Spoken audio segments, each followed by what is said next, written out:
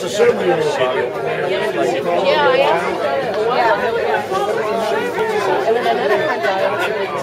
actually So when I was about, I don't know, 12 or 13, probably 12, I used to ride my bike out to Dean Yamada's ramp because it was next door to my mom's friend's ranch. And they had a little mini ramp out there. I tried to drop in. I remember one of my friends got bit by a black widow out there. I tried to drop in. There was a roll in on the vert ramp, and that definitely scared the shit out of me. I tried to do that and promptly ate shit.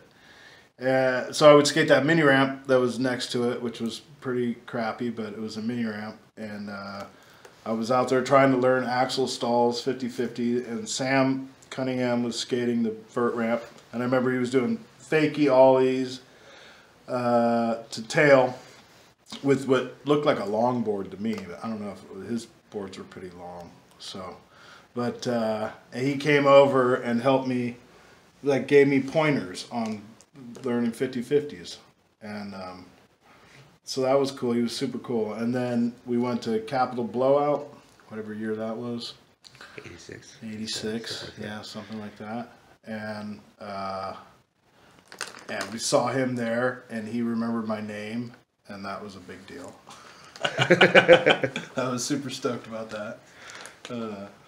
Yeah, and then then there was a spine ramp down further out in the sticks out there, and we worked on that. Tim Lane and Hoy and I would go out there and work on that and skate that ramp, and I could only do tailovers and fakie rocks, and I would just do them over and over and over and over again, and everybody would make fun of me. Yeah, there it is. That's a story.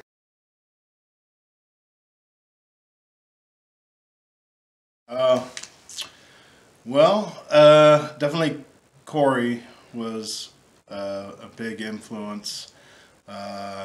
He was better than everybody. He designed his own skateboards. He cut his own shapes. He looked like the dude from The Cult. He had long blue-black hair and some pretty serious sideburns that came to a point. And he struck a... He was an interesting dude and an amazing skater. I really looked up to him as a Davis skater, and I used to. And then Tim and Cody were both. I mean, Tim was amazing. He would do these blackouts, I think he called them, which was like a 360 no comply, and then you land into a gazelle kind of a thing.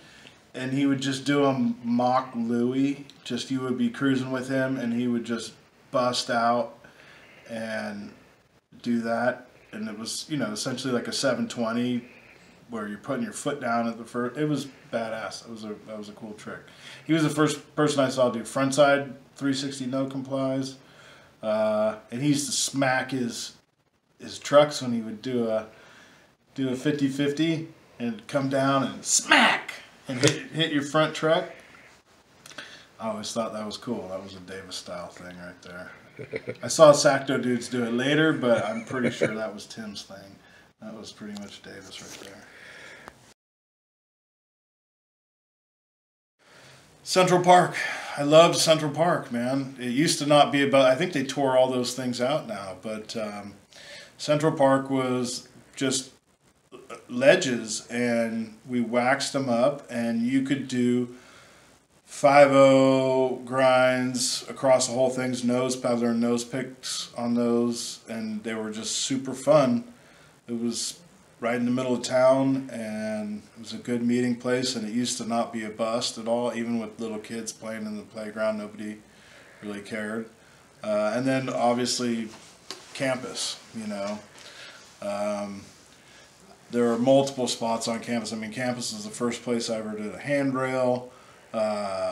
First time I ever backside 180 stairs or anything like that was campus, because campus had everything, 3-stair, 6-stair, 9-stair, you know, and then ledges everywhere, and some banks, not too many banks at campus, but a lot of ledges and curbs, and now there's it's funny because some of the spots that we used to skate, you know, consistently are now famous, and there's this famous Davis Gap and all that, and we used to skate the ledges on that building and look at that gap, and there was various stairs around there that were, in fact, the first handrail I ever ollied to was right there on campus. So campus was definitely fun, and yeah, those are the early. And Chuck Norris, the curb at Amtrak. That was a badass curb. Yeah, Mike Neese named that Chuck Norris because it was a gnarly curb, and there was a 2-sided curb. You could only hit it from one side on a planter, and then there was that Chuck Norris, and that's been ripped out, and that's all totally different now. But that curb was really fun, and I used to skate there a lot. Because it was lit, it was smooth.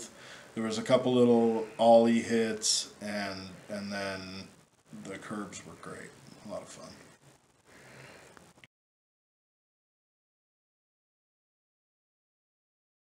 It's almost over. Favorite punk bands? Do they have to be Davis punk? Do you remember the punk scene in Davis? Well, definitely, yeah. There was some bands like when Talkie was in, or I was in that band. Yeah. What was the name of that band? Oh, don't make me say the name of that band. It's embarrassing. Yeah. No. Yeah, I played bass in that band, and Josh Lawson played guitar, and Jason Phillips was the singer. Yeah. Yeah. Yeah, I mean, Necromancy obviously was, you know, that was a Davis thing, and the Knobs, and trying to think of other Davis bands. I mean, we mostly played with East Bay bands, or, you know, we saw East Bay shows. What were the bands of that time that you liked? Or were local, or just Berkeley or Sacramento, Bay Area? Right, so like Crimp Shrine was a big deal. Sewer Trout, I love Sewer Trout. Sweet Children and Green Day, when we saw them a lot. Rabid Lassie, and definitely, you know, NoFX came through Davis several times. I remember seeing NoFX at the Vets Memorial, and we all went. We were all in disco clothes. We had a disco party, and then we went to go see NoFX, and NoFX like stopped the show to make fun of us because we were all dressed in disco clothes. That was memorable. That's great. And yeah, Vets Memorial. There was, you know, there were a lot of great bands that played at Vets Memorial. Op Ivy. I saw Op Ivy at Vets Memorial with, like, you know, 14 other people. Yeah. Screeching Weasel played at Vets Memorial. Plaid Retina. A lot of cool old punk bands, Pagan Babies, and I remember a lot of good shows. I remember complaining a lot about, like, the scene sucks here, but then when you look back at it, it's like, no, we actually had decent punk shows. We had The Place, and we had Vets Memorial, and then we had the shows in the park that Brian and Miriam, I'm getting that wrong maybe, that they put on, and Corrupted Morals. I remember seeing Corrupted Morals in the park, where the skate park is now. Yeah, there was a lot of, it was a cool punk scene for sure. There was a lot of shows because we were close enough to Sacramento to be able to see shows in Sacramento, and close enough to the East Bay to be able to go see shows there, and those bands all came through Davis. So yeah. How long did The Place last in Davis? Not long. It was, I only saw one show there, which was Pagan Babies, and that was I couldn't even tell you what year that was, and it was when the place was where the movie theater is now, and then they moved it to Central Park. But I don't know if they ever had shows when it was moved to Central Park.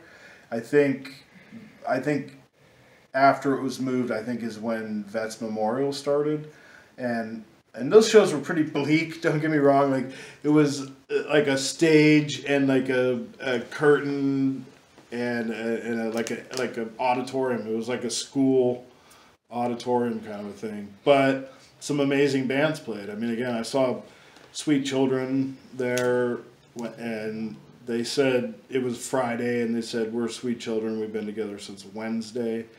Yeah. So I mean, there were definitely there were some good punk shows and the house shows in Davis, and then what was that? There was a place that was behind the Mexican restaurant downtown, something hotel. I forget. I saw Steel Pole Bathtub there. That was a badass show, and then I saw the Hard-Ons at a house party, which is an Australian punk band here in Davis. Again, couldn't tell you what year that was. Don't ask. But yeah, that there were a lot of great. It was a good, solid punk scene here for sure.